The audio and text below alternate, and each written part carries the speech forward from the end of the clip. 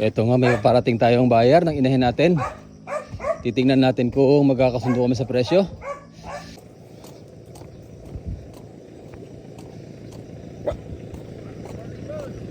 Morning sir.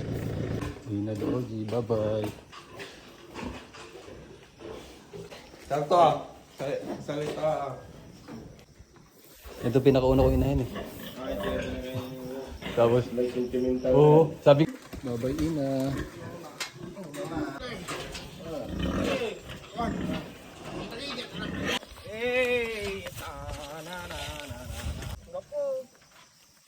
Ito lang, asan tuwagi dyan? Sorry ina, bye-bye. Shout out kay Christoph. Shout out daw kay Christoph Magalong. Mga Panggalatok boys. Bye-bye ina. Ito na nga.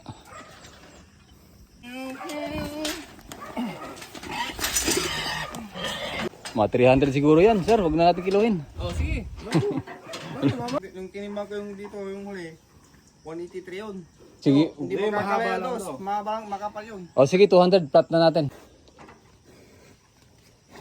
O, di ba? 16? 60.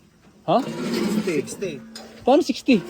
Sino po 60? Boss, kaya bata si 16.